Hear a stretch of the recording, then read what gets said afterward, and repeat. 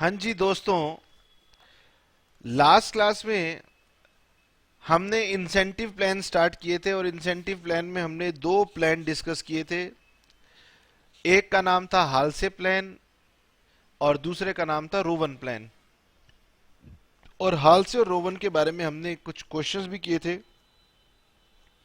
अब आज की क्लास में भी हम कुछ और क्वेश्चंस की प्रैक्टिस करेंगे। ठीक है सर, तो आज आप कौन से क्वेश्चन की प्रैक्टिस करवा रहे हैं? तो बेटे, आज हम लोग डिस्कस करने जा रहे हैं आपकी बुक का unsolve question number 2। Page number है 205। देखिए, question number 2। A worker takes 9 hours to complete a job on daily wages and 6 hours on a scheme of payment by result। इसका मतलब है एक वर्कर 9 आवर्स का टाइम लेता है अपना काम पूरे करने में, लेकिन जैसे ही हम उसे कहते हैं कि तुझे बोनस मिलेगा तो वो अपना काम 6 घंटे में कर लेता है। हिज डे टाइम इज 70 पैसा एन आवर। अब ये डे रेट को भूल जाओ, उसे हम देते हैं 75 पैसा पर आवर, तो ये उसका वेज रेट हो गया। Material cost of the product is 4 rupees. Overheads are recovered at 150% of the direct wages. Calculate factory cost of the product under piece work plan। अगर वो पीस के अकॉर्डिंग काम करता तो क्या कॉस्ट आती? अगर वो रोवन के अकॉर्डिंग करता तो क्या कॉस्ट आती? हालसे के अकॉर्डिंग करता तो क्या कॉस्ट आती? और आप देख सकते हैं कि ये आपके एग्जामिनेशन का क्वेश्चन भी है। ठीक है सर, आइए जी।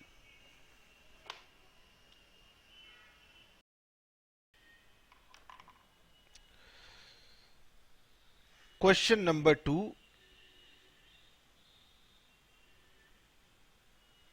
Page number 205। पहले हम अपनी कुछ बेसिक बातें नोट कर लेते हैं।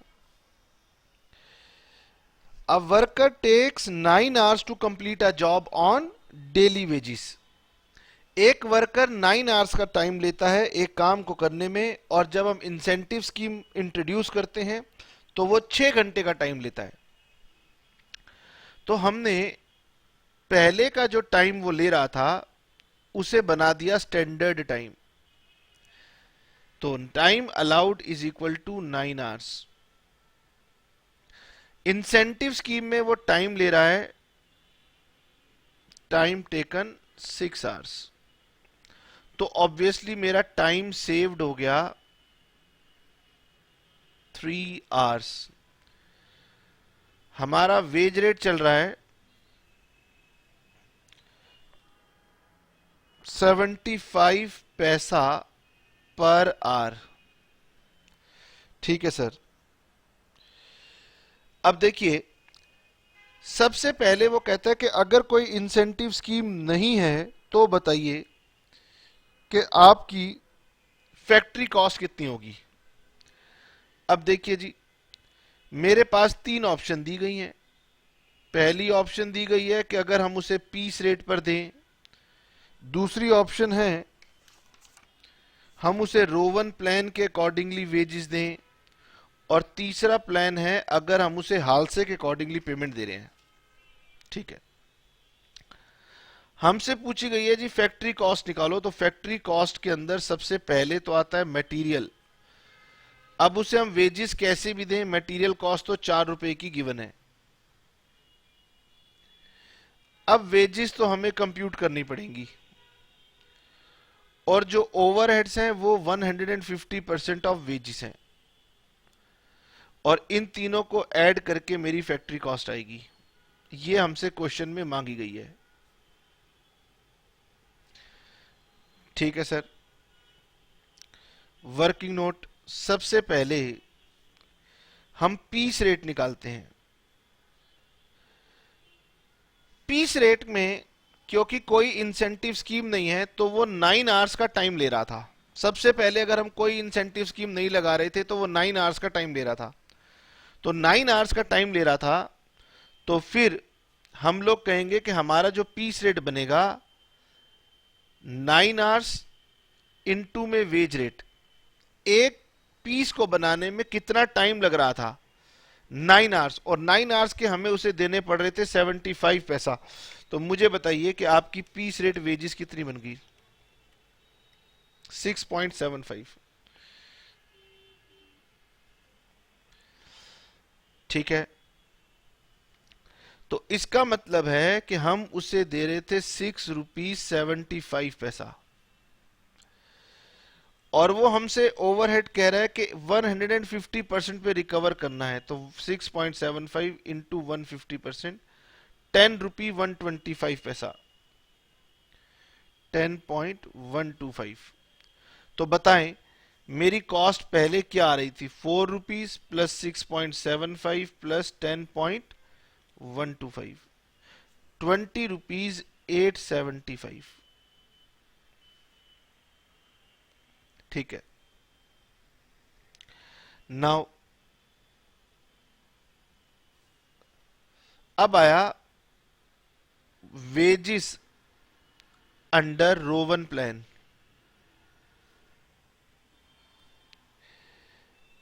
अब देखिए, वो पहले 9 आवर्स ले रहा था और मैंने इंसेंटिव स्कीम लगाई और वो 6 आवर्स में काम करने लगा। क्योंकि क्वेश्चन में कुछ और मेंशन नहीं है, इसीलिए वो 9 आवर्स मेरे टाइम अलाउड बन गए, स्टैंडर्ड टाइम बन गया। अगर क्वेश्चन हमें कुछ नहीं कहता तो पीस रेट में वो जितना टाइम ले रहा था वो मेरा हमेशा क्या बन जाएगा? Standard time. और अगर क्वेश्चन कुछ कहेगा कि हमने इंसेंटिव स्कीम में स्टैंडर्ड टाइम को बढ़ाया है या कम किया है, तो फिर हम स्टैंडर्ड टाइम को इंक्रीज या डिक्रीज करके लेंगे। अभी मुझे यह कहा गया है कि पहले 9 आवर्स ले रहा था, अब 6 आवर्स ले रहा है। तो हमें पता है रोवन स्कीम के अंदर वो जितना टाइम ले रहा है पहले तो उतने टाइम की उसको वेजेस देंगे। तो 6 इंटू 0.75 प्लस बोनस कितना देंगे? सर बोनस देंगे time taken upon time allowed into time saved into wage rate. बताइए कितना हो गया? 6 डिवाइडेड बाई 9 इंटू 3 इंटू 0.75, ये हो गया 1 रुपी 50 पैसा, और 6 इंटू 0.75 प्लस 1.5, तो ये टोटल आ गया मेरे पास 6 रुपीज। ये 6 रुपीज और ये 9 रुपीज, ये टोटल हो गया 19 रुपीज। हाल से की बात करते हैं, चलिए।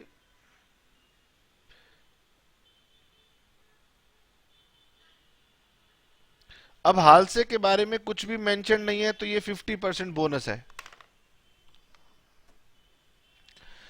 तो यहां पर हमारी वेजिस हो जाएंगी 6 आवर्स इंटू 0.75 प्लस 50% का मतलब है 1/2 into time saved into wage rate.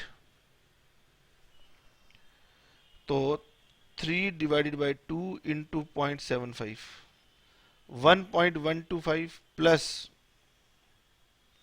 4.5, 5.625। तो ये मेरे पास वेजिस हो गई। पहले नीचे लिख लो 5.625, फिर ऊपर लिख लो,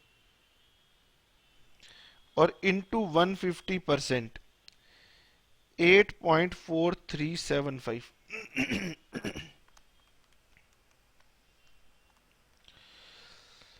18 रुपीज 6 पैसा।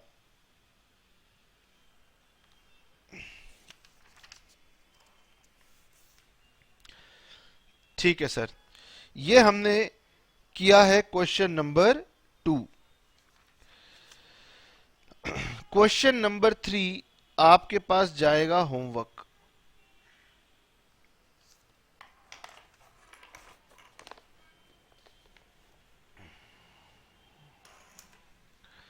क्वेश्चन नंबर 3 कह रहा है, during first week of April workman mister Kalyan manufactured 300 articles. He received wages for guaranteed 48 hours week at a rate of 4 rupees per hour. 300 articles बनाता है, 4 रुपए पर आवर का रेट दिया हुआ है, और 48 आवर्स का टाइम टेकन है। Now estimated time to produce one article is 10 minutes, तो ये बन जाएगा मेरा स्टैंडर्ड टाइम। अच्छा, आगे भी लिखा है under incentive scheme the time allowed is increase by 20%। Calculate is gross wages according to piece work, according to Rowan bonus and according to Halsey premium. चलिए हम इस क्वेश्चन को अभी करते हैं। लीजिए, आप जल्दी से क्वेश्चन को पॉज करके इसे ट्राई करेंगे। जल्दी से कीजिए, मैं देखता हूं आपसे बनता है कि नहीं बनता।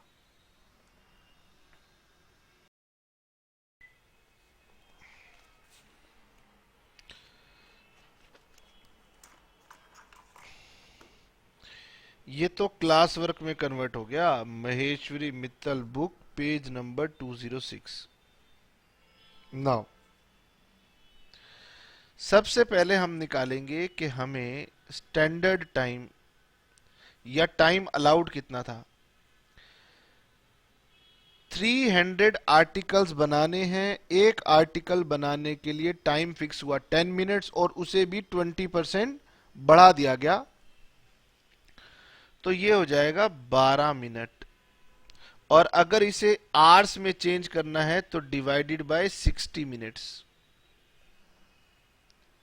तो 300 into 12 3600 minutes divided by 60 minutes, ये हो गया 60 आवर्स।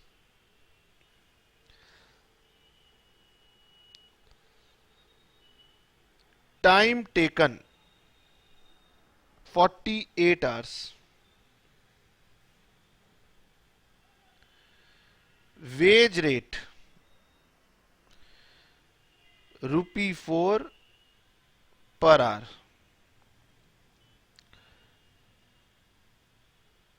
पीस रेट, अब सर पीस रेट किस हिसाब से कैलकुलेट किया जाए, वो 10 मिनट से कैलकुलेट किया जाए या 12 मिनट से कैलकुलेट किया जाए।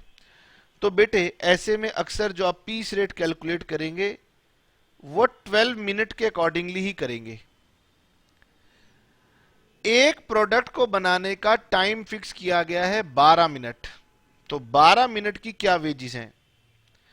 अगर ₹4 वेजिस 60 मिनट्स की हैं तो 1 मिनट की वेज ये है और 12 मिनट की वेजिस कितनी होंगी, तो 4 डिवाइडेड बाय 60 मल्टीप्लाइड बाय 12, ये हो गया 80 पैसा पर पीस। आइए जी, अब इस कैलकुलेशन के बेस पर हम अपनी वर्किंग्स करना शुरू करते हैं। क्वेश्चन ने हमसे क्या मांगा है।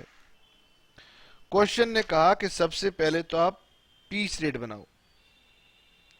Number 1, piece work with guaranteed weekly wage. तो पहले तो देखो, अगर हम उसे पीस के अकॉर्डिंगली पैसे दें तो हमारी क्या वेज कॉस्ट आती है। 300 आर्टिकल्स उसने बनाए हैं और एक आर्टिकल बनाने के लिए कॉस्ट हमने फिक्स कर दी 80 पैसा। ये हमने पहले ही बता दिया था, तो कितना हो गया 240। या फिर गारंटीड वीकली वेज ले जाओ, तो वीकली के हिसाब से हमारे पास 48 आवर्स का वीक था और ₹4 का हमारे पास रेट था। 48 इंटू 4, ये हो गया 192। तो इन दोनों में से वर्कर को वो दिया जाएगा जो कि मैक्सिमम हो, दैट मीन्स ₹240।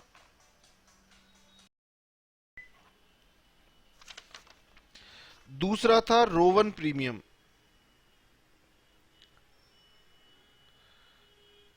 तो रोवन प्रीमियम, रोवन प्रीमियम में उसका टाइम टेकन था 48 hours at the rate of ₹4 पर आवर, बोनस मिलेगा 48/60, टाइम सेव्ड हो जाएगा 60 माइनस 48, 12 आवर्स, और multiplied by wage rate 4 rupees per hour. तो ये हो गया 192 rupees plus 48 divided by 60 into में 12 इंटू में 4, 38 रुपी 40 पैसा, 230.40। नंबर 3, रोवन के बाद हाल से प्लान, और लिखा है कि हाल से प्रीमियम बोनस जो आपने लेना है वो आपने लेना है 50%। बोनस प्लान है इसलिए प्रीमियम प्रीमियम लिखा जाता है। तो हाल से प्लान कहो, हाल से प्रीमियम कहो, रोवन प्लान कहो, रोवन प्रीमियम कहो, सब एक बातें हैं। तो 48 hours at the rate of 4 rupees plus 50% of time saved into में वेज रेट 192 प्लस 24, 216 रुपीज। लीजिए, ये हमने कर लिया।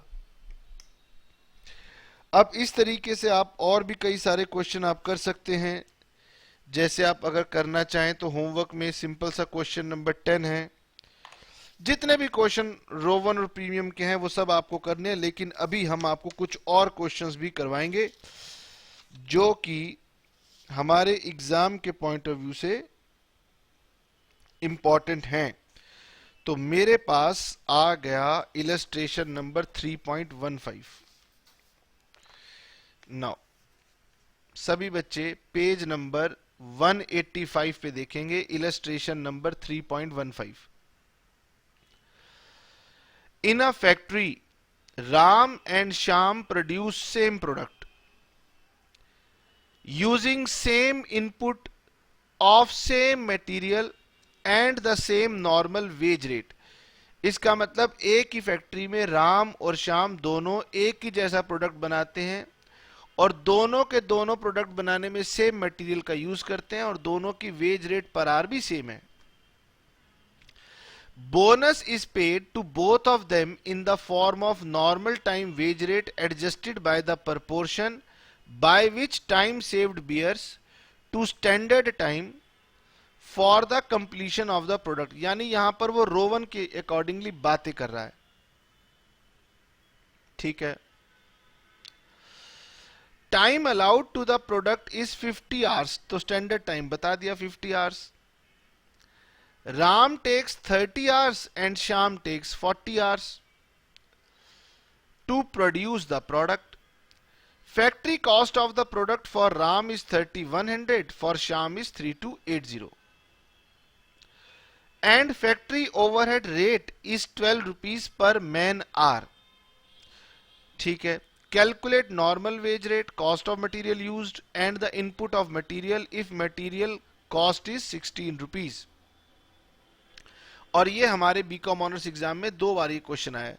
तो इस तरह के क्वेश्चन अक्सर एग्जाम में आते रहते हैं क्योंकि इसमें मैथमेटिक्स इन्वॉल्व होता है। ठीक है सर। अब ये तो आपका होमवर्क हो गया। अब हम करने जा रहे हैं इलस्ट्रेशन नंबर 3.15, पेज नंबर है 185। ठीक है। तो हमने कहा let cost of material is equal to x. Cost of material is equal to x. अब हमारे पास 2 वर्कर हैं। एक वर्कर है राम और दूसरा वर्कर है श्याम। वाई साइलेंट है, श्याम। मटेरियल की कॉस्ट कितनी है? ये भी एक्स है और ये भी एक्स है। ठीक है सर।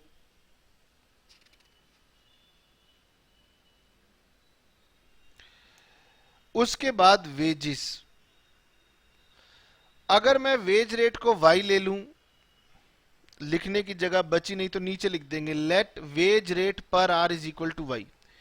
तो अगर मैं वेज रेट को पर आर वाई एज्यूम कर लूं तो राम ने अपना काम कंप्लीट किया है 30 आवर्स में, तो इसका मतलब इसको वेजेस मिलेंगी 30 y plus time taken upon time allowed into time saved into wage rate. कितना हो गया ये? तो सर ये हो गया, ये अगर हम 0 से 0 काट दें तो 30 इंटू 2 60, 60/5 12 वाई, तो टोटल हो गया 42 वाई प्लस ओवरहेड्स। ओवरहेड्स हमें दिया हुआ है 12 रुपए per hour, 12 rupees per hour, और राम ने काम किया 30 आवर्स में, टाइम टेकन था 30 आवर्स, तो 30 आवर्स इंटू 12 360 रुपीज। और इन तीनों का टोटल हमें दिया हुआ है कि हमारी फैक्ट्री कॉस्ट आती है, जब राम ने प्रोडक्शन किया तो फैक्ट्री कॉस्ट आई 3100। जब शाम ने काम किया तो शाम ने लिए 40 आवर्स,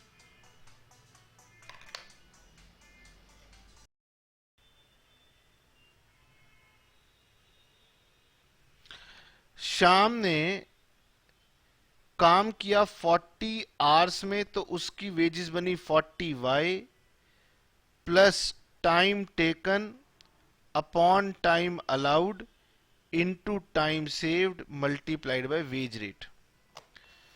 तो 40 डिवाइडेड बाय 50 इंटू 10, 8 आवर्स, तो ये बन गया 48 वाई, और ओवरहेड हो जाएगा 40 इंटू 12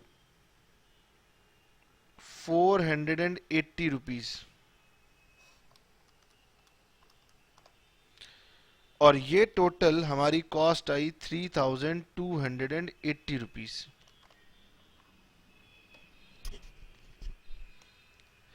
अब हम इन दोनों की इक्वेशन बनाएंगे। Means x plus 42y plus 360 is equal to 3100, equation number 1। और शाम से इक्वेशन मिली x plus 48y plus 480 is equal to 3280। आइए, अब इसे सॉल्व करने का तरीका होता है कि एक इक्वेशन में से दूसरी इक्वेशन को माइनस कर दो। तो अगर हम 1 में से 2 को माइनस करेंगे तो इसका मतलब इसके सारे सिंबल चेंज हो जाएंगे। ये प्लस की जगह माइनस हो जाएगा, ये भी माइनस हो जाएगा, और ये भी माइनस हो जाएगा। तो x minus x cancel, 42y minus 48y, तो ये हो गया -6y। 360 माइनस 480, तो ये हो गया -120, और ये हो गया -180। ठीक है, अब इसको सॉल्व करते हैं। इसको सॉल्व करेंगे तो ये इक्वेशन बन गई है -6y -120 इज इक्वल टू -180। ठीक है सर। अब क्या करेंगे, इसको वहां ले जाते हैं, तो -6y is equal to -180 plus 120, तो -6y is equal to -60, minus और माइनस कैंसिल हो गया, और ये 6 से 6 कैंसिल हो गया, तो y इज इक्वल टू 10 रुपी। इसका मतलब हमारा वेज रेट आएगा 10 रुपीज पर आवर।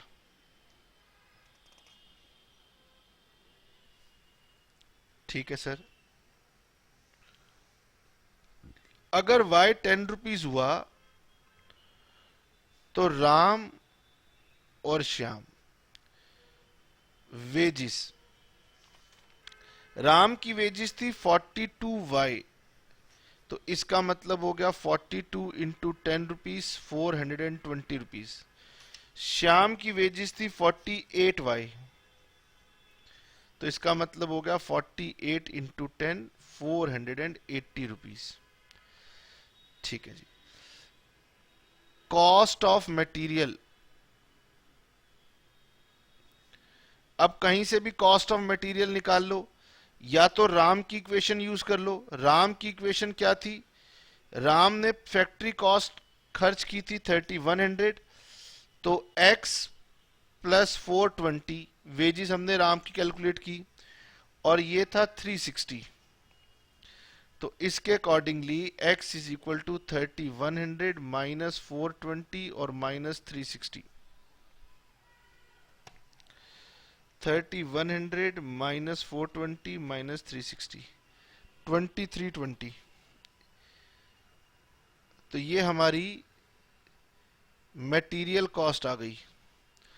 और if price of material per unit is ₹16, तो हमारे यूनिट्स आ जाएंगे 2320 अपॉन 16, 145 kg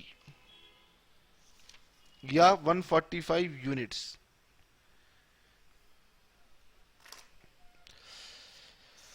ठीक है सर, ये वाला क्वेश्चन हमने समझ लिया। चलिए जी, अगर ये वाला क्वेश्चन आपने समझ लिया तो आपको हम एक दो क्वेश्चन और होमवर्क में देना चाहेंगे।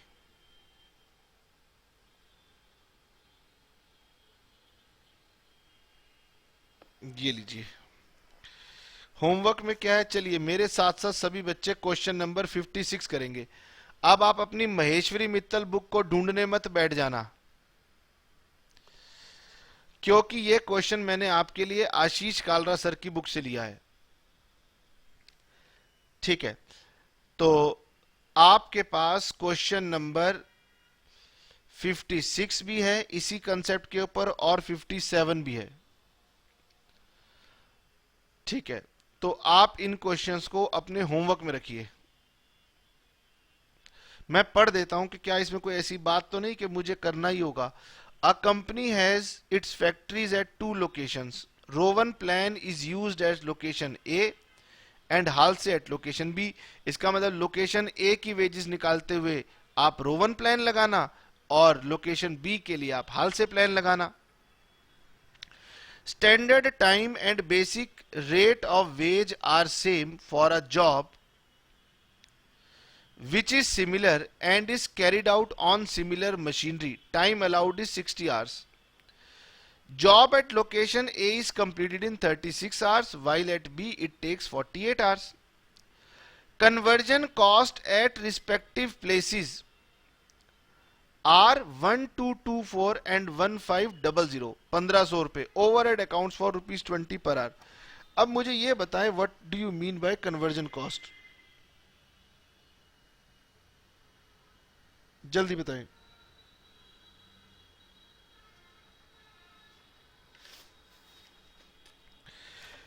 रॉ मटेरियल को फिनिश्ड गुड्स बनाने में जो कॉस्ट लगती है उसे हम बोलते हैं कन्वर्जन कॉस्ट।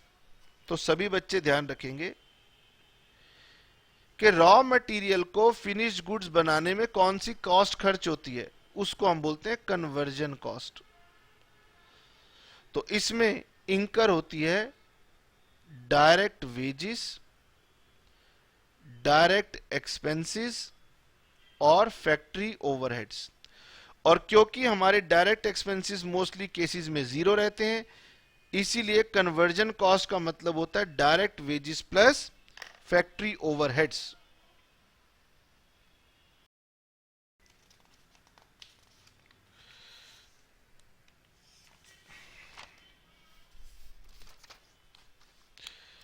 चलिए हम लोग फटाफट क्वेश्चन नंबर 56 आपको करवा देते हैं। 57 आपके लिए होमवर्क रहेगा, और ये मैंने आशीष कालरा सर की बुक से लिया। ये क्वेश्चन आपके पास अवेलेबल नहीं है। क्वेश्चन कह रहा है कि हमारे पास दो फैक्ट्रीज हैं, location A, location B, time allowed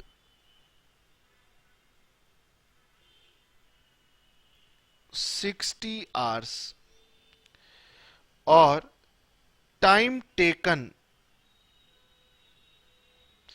तो ए लोकेशन पर काम हुआ 36 आवर्स में, बी लोकेशन पे काम हुआ 48 आवर्स में। सबसे पहले तो लेंगे वेजिस, और हम एजम्पशन लेंगे कि वेज रेट हमें पता नहीं है, तो वेज रेट को अगर मैं एक्स ले लूं, ठीक है, एजम्पशन नीचे डाल देंगे, let wage rate is equal to x, तो मैं ऊपर लिख देता हूं let wage rate per are is equal to x. तो ये वेजिज हो गई 36x प्लस लोकेशन ए पे यूज हो रहा है रोवन प्लान, तो रोवन प्लान के अकॉर्डिंगली हमारा हो जाएगा 36 upon 60 into 24 multiplied by x. इसको सॉल्व करते हैं। 36 डिवाइडेड बाय 60 इंटू 24 14.4, तो ये हुआ 36x plus 14.4x sorry 50.4x। और लोकेशन बी पर हमारी कॉस्ट हाल से प्लान से हम लोग पे करते हैं, तो ये हुआ 48x plus 1/2 multiplied by time saved into wage rate, तो ये हुआ 6x, तो 54x। ठीक है सर। और कन्वर्जन कॉस्ट होती है वेजिस प्लस ओवरहेड्स। ओवरहेड्स का रेट है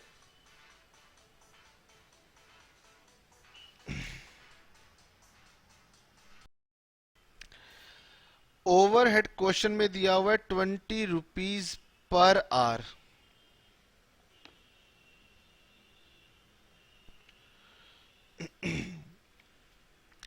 तो 36 आवर्स के हिसाब से ये हो गए 720 रुपीज और ये हो गए 960 रुपीज। और हमारी कन्वर्जन कॉस्ट क्वेश्चन में गिवन है 1224 और 1500। ठीक है सर। तो अब हम क्या करेंगे, अब हम किसी भी एक इक्वेशन को लेंगे और हमारा काम पूरा हो जाएगा, क्योंकि इसमें एक ही वेरिएबल है। जैसे मैं ए से लेता हूं, तो ए की वेजेस मेरे पास बनी है 50.4x, तो 50.4x plus 720 is equal to 1224। आप चाहें तो 54x प्लस 960 लेके भी सॉल्व कर सकते हैं। तो sir 50.4x is equal to this minus this, तो ये हो गया 4, ये हो गया 0, 504, तो x is equal to 10 rupees. तो वेज रेट आ गया 10 रुपीज। अब आप इस क्वेश्चन को सॉल्व कर सकते हैं। सिंपल सा क्वेश्चन था। और 57 नंबर क्वेश्चन बिल्कुल वैसा ही है जैसा हमने इलस्ट्रेशन नंबर 3.15 किया था। तो ये आपके पास होमवर्क जाएगा। ठीक है। अब बेटे मुझे थोड़ा जल्दी है, क्योंकि मैं अभी आपके साथ में और भी 2-3 क्वेश्चन करना चाहता हूं, क्योंकि आप अगर खुद ट्राई करेंगे तो 3.16, 3.17, 3.18 ये तीनों आपको दिक्कत कर सकते हैं। तो 3.16 को अभी छोड़ देते हैं, क्योंकि वो एक डिफरेंट टाइप का क्वेश्चन है। हम लोग 3.17 के ऊपर आते हैं, क्योंकि 3.7 में जरा थोड़ी सी डिफिकल्ट कैलकुलेशन है। लीजिए बेटे, सभी बच्चे पेज नंबर 186 इलस्ट्रेशन नंबर 3.17 पढ़ेंगे।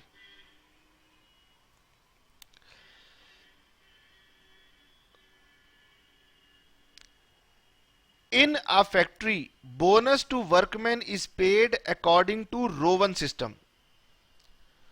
यानी फैक्ट्री में एक ही सिस्टम है, Rowan system. Standard time for the job is 80 hours, hourly wage rate is ₹2। ठीक है sir. Now prime cost of a job performed by one worker is 350। Prime cost मतलब direct material plus direct labour, ये दोनों मिला के 350 रुपए खर्च हुए। That by another is 337.50। The cost of material in each case is 200 rupees. Calculate amount of time taken by the first worker to complete the job. अब इस question में प्रॉब्लम क्या है? अब ये बड़ा कॉम्प्लिकेटेड क्वेश्चन हो गया, क्योंकि इस क्वेश्चन के अंदर एक्चुअल टाइम दिया हुआ नहीं है। एक्चुअल टाइम नहीं दिए होने की वजह से ये क्वेश्चन हमारे लिए डिफिकल्ट हो गया। और ऐसे कई सारे क्वेश्चन प्रोफेशनल एग्जाम में आते रहते हैं, तो हम सारे तो नहीं कर सकते, लेकिन एक दो क्वेश्चन आपको करवा दिया, उसके बाद आप खुद से किसी भी क्वेश्चन को कर सकते हैं। तो 3.17 और बच गया जो हमें डिस्कस करना है।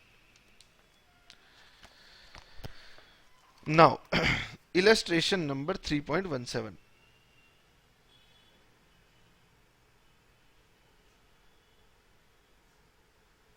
Page number 186।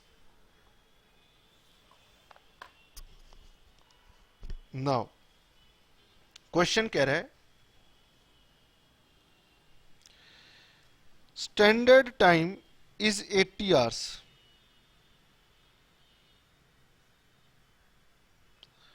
Standard time 80 hours. Wage rate ₹2 per hour. Time taken question mark, ना ए का पता है ना बी का पता है। Prime cost of a job performed by one worker is 350। ठीक है सर। तो हमें पता है, अगर हम वर्कर नंबर 1 लेते हैं तो वर्कर नंबर 1 की प्राइम कॉस्ट में सबसे पहले तो आया होगा मटेरियल 200।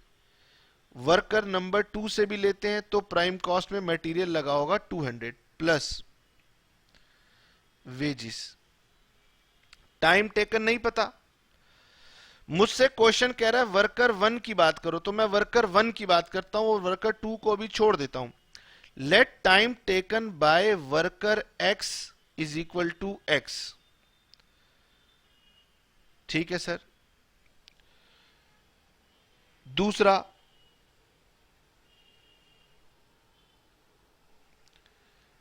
तो पहले इस वर्कर की बात करते हैं और वर्कर 1 को हम रो 1 प्लान के अकॉर्डिंगली वेजेस दे रहे हैं। ठीक है सर। तो वर्कर 1 की वेजेस हो जाएंगी, टाइम टेकन मैंने लिया x, वेज रेट मैंने लिया ₹2 प्लस टाइम टेकन हो गया x, स्टैंडर्ड टाइम हो गया 80 आवर्स, टाइम सेव्ड हो गया 80 माइनस x और वेज रेट हो गया ₹2।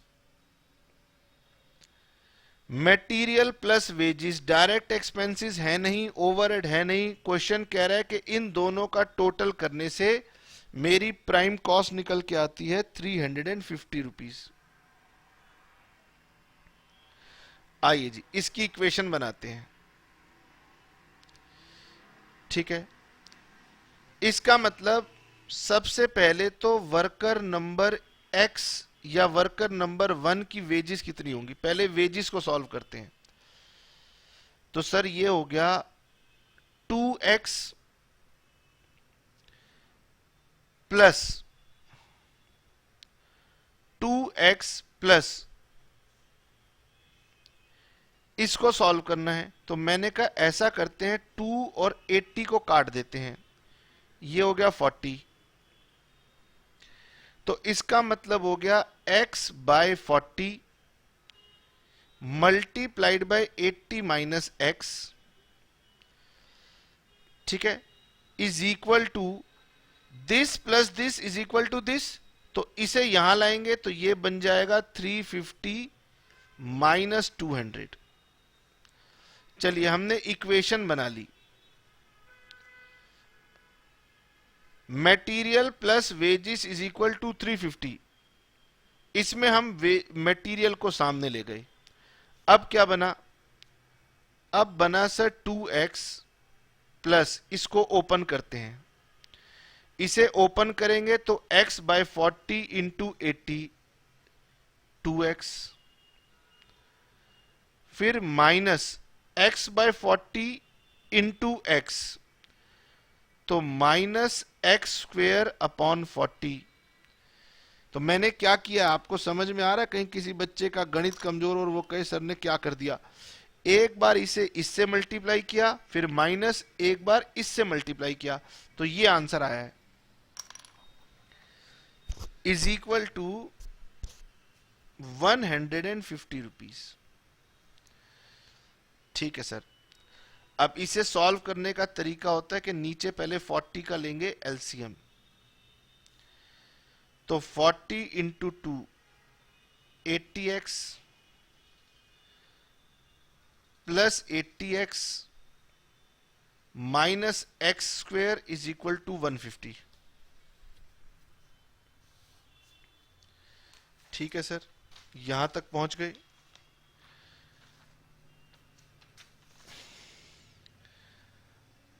अब ये 40 यहां जाके मल्टीप्लाई होगा, तो 80 plus 80 160x minus x square is equal to 150 into 40। तो ये क्या बन गया? ये बन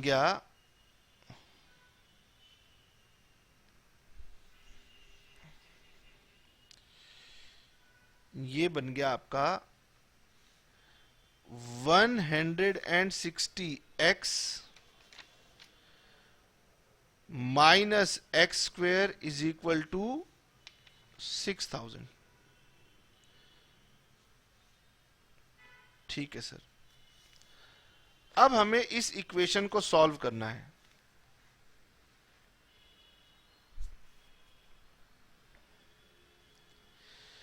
ठीक है, तो एक काम करते हैं, हम इसे यहां ले आते हैं,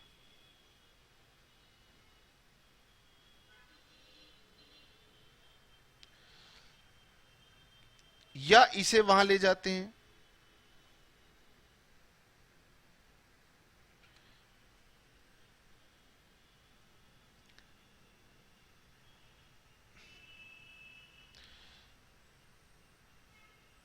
zero is equal to 6000 plus ये वहां जाके बन गया एक्स स्क्वेयर और ये बन गया 160x।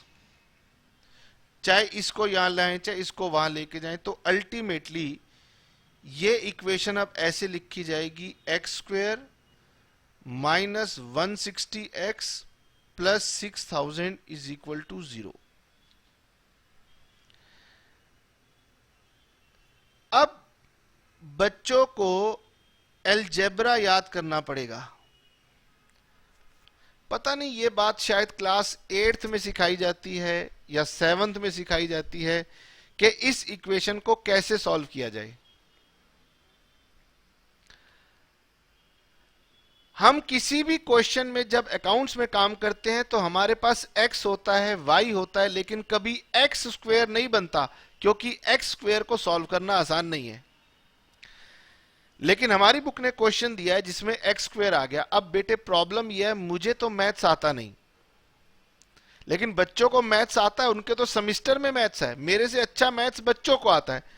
इस इक्वेशन को सॉल्व करने की ड्यूटी आपकी है। ठीक है, मैं फिर भी आपको एक तरीका बताऊंगा। हालांकि दो तरीके होते हैं इसको सॉल्व करने के। नंबर 1 जो तरीका मैं बताने जा रहा हूं, और एक नंबर 2 भी होता है कि एक इक्वेशन हम लगा लेते हैं। अब वो मुझे याद नहीं इक्वेशन क्या था, फॉर्मूला क्या था, लेकिन मुझे ये याद है कि हम इसे कैसे करते थे। अब आपको 160, ये जो 160 आ रहा है, इसके फैक्टर करने हैं। इस तरीके से फैक्टर करने हैं, इसके दो फैक्टर करने हैं, ए और बी। 160 के दो पार्ट करने हैं, ए और बी। ऐसे करने हैं कि उनका सम करने से 160 आ जाए और उनका मल्टीप्लिकेशन करने से 6000 आ जाए। यानी इस इक्वेशन को सॉल्व करने का मुझे जो तरीका याद आ रहा है कि बचपन में मेरे दादाजी मुझे पढ़ाते थे मैथ्स, उन्होंने बताया था कि इसका ऐसे डिवीजन करो कि इनका सम 160 बने लेकिन इनका मल्टीप्लिकेशन 6000 बन जाए। अब बच्चा कह रहे सर इसको 100 प्लस 60 कर दूं तो 160 बन जाएगा और 100 इंटू 60 कर दूं तो 6000 बन जाएगा। तो नजर आ रहा है। अब जिन्हें समझ में आ रहा है ठीक है, नहीं समझ में आ रहा रट लेंगे क्योंकि क्वेश्चन आएगा तो फिर यही आएगा। तो मैंने इसके दो पार्ट ब्रेक कर दिए। आपने कोई भी इक्वेशन अगर ऐसी आ जाए तो इसके दो पार्ट इस तरीके से ब्रेक करने हैं और मुझे ये नजर आ रहा है -100x -60x plus 6000 is equal to 0।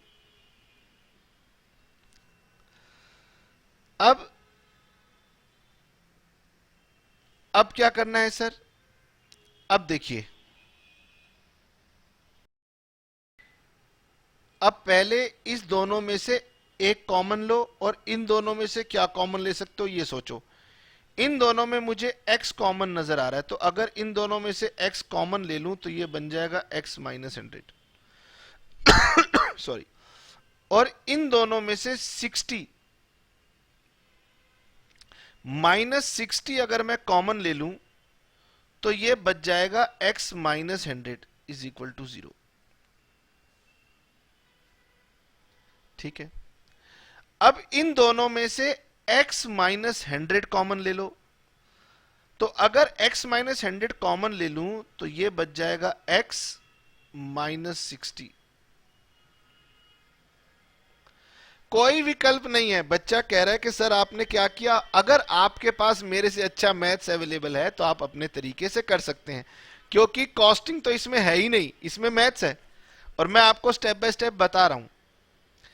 ठीक है, इसका मतलब दो इक्वेशन बन गई, x -100 इज इक्वल टू 0 या x -60 is equal to 0।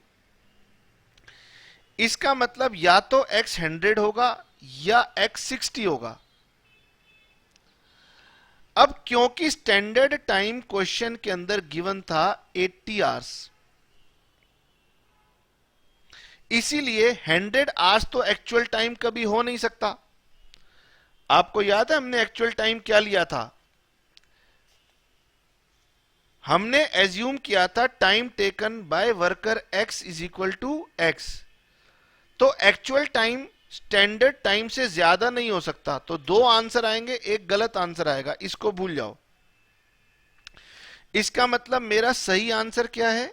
x is equal to 60। और यही आपसे पूछा गया था, time taken by first worker to complete the job. ठीक है, दूसरा जो इक्वेशन लगती थी वो मुझे ध्यान नहीं है, अगर आपके टीचर को ध्यान हो तो आप उनसे पूछ के नोट कर लेना। तो सर हमने इलस्ट्रेशन नंबर 3.17 भी कंप्लीट कर ली। चलिए, अगर ये हमारे पास कंप्लीट हो गया है तो फिर हम आगे चलना चाहते हैं और हम आपके साथ डिस्कस करना चाहते हैं इलस्ट्रेशन नंबर 3.18। हालांकि 3.18 में अब कोई खास बात नहीं है, सिंपल सा क्वेश्चन है।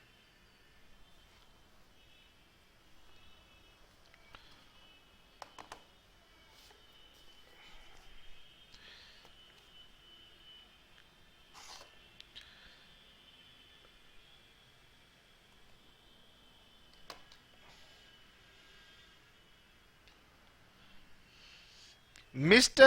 A is working by employing 10 skilled workers। तो मिस्टर ए के पास 10 स्किल्ड वर्कर्स काम करते हैं। He is considering introduction of some incentive scheme, either हाल से with 50% bonus or rowan for increasing labor productivity to cope with the increased demand for the product by 25%।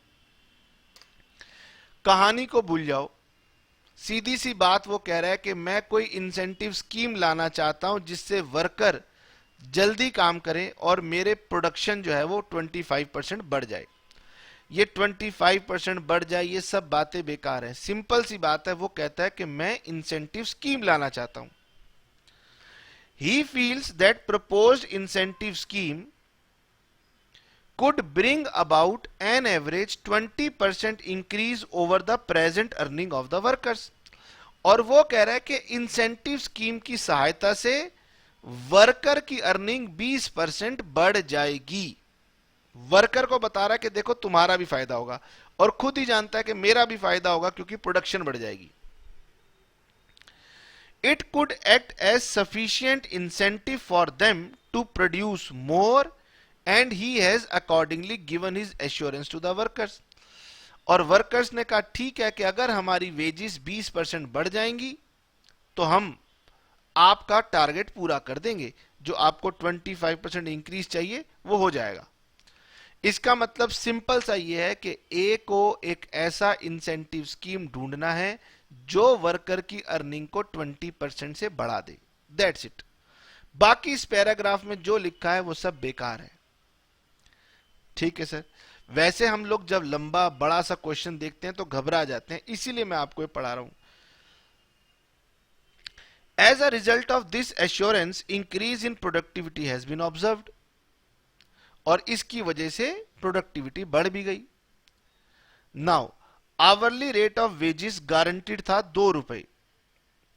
Average time for producing 1 piece by 1 worker at previous performance 2 hours, यानी पहले वो 2 घंटे में एक product बनाता था, और this may be taken as time allowed, ये बन गया मेरा स्टैंडर्ड टाइम। तो ये स्टैंडर्ड टाइम बना for 1 piece. Number of working days in a month 25, number of working hours per day for each worker is 8, actual production during the month is 1250 units required। Sir इतने बड़े question में चाहता क्या है, वही तो बता रहे हैं। इफेक्टिव रेट ऑफ अर्निंग बताओ पर आवर, अगर हाल से स्कीम से चले, अगर रोवन स्कीम से चले। Calculate saving to mister A in terms of direct labour cost per piece under the above schemes. Advise mister A about the selection of the scheme to fulfil his assurance. ये 3 बातें हमसे जानना चाहता है।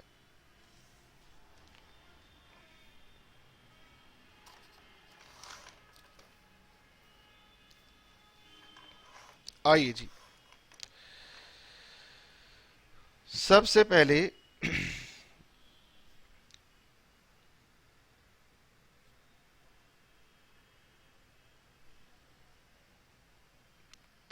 पहले तो मैं कैलकुलेट करूंगा standard time.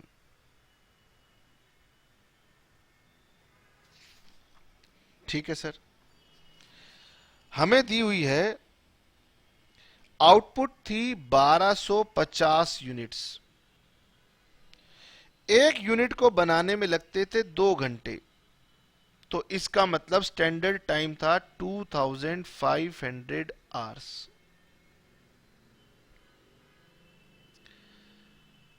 Actual time 25 days, और एक दिन में 8 घंटे काम होगा, और 10 वर्कर्स काम करते हैं, तो टोटल कितने वर्किंग आवर्स बने हमारे पास? 25 इंटू 8 इंटू 10। इसका मतलब 2000 घंटे टाइम लिया गया और 2500 घंटे के बराबर काम कर दिया गया। तो आप देख सकते हो कि 125% प्रोडक्टिविटी इंक्रीज हुई है। नाउ इसका मतलब टाइम सेव किया गया है 500 आवर्स। ठीक है सर।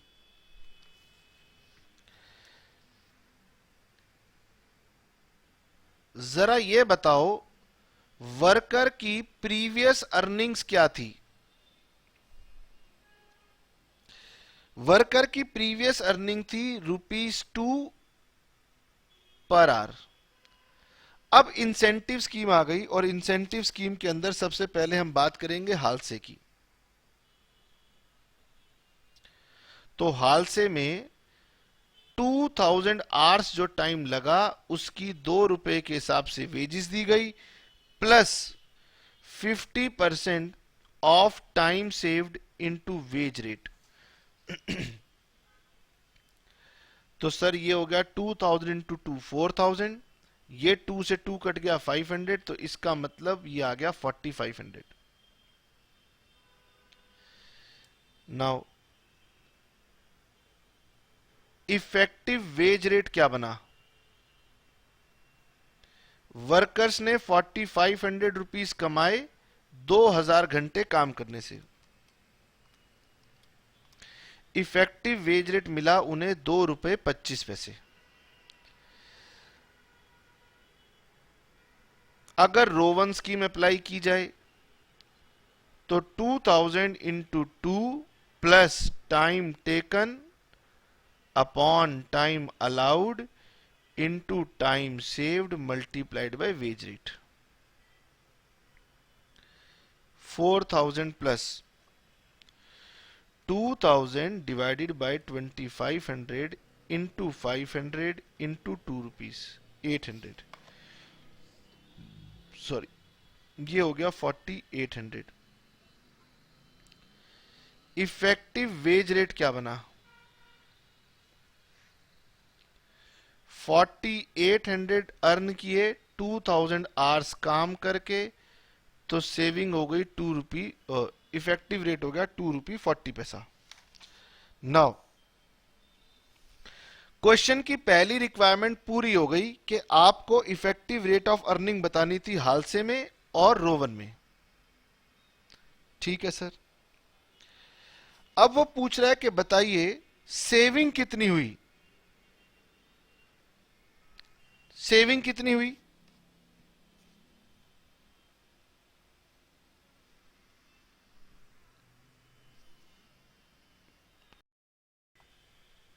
सेकंड रिक्वायरमेंट थी क्वेश्चन की सेविंग्स ऑफ मिस्टर ए।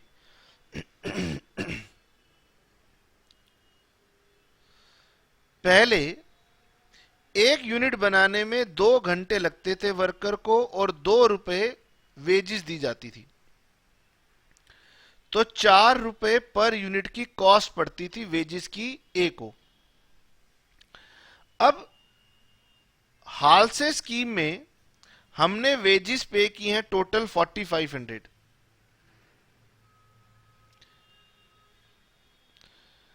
और वर्कर ने इतनी वेजिस में मुझे 1250 यूनिट की आउटपुट बनाकर दी है,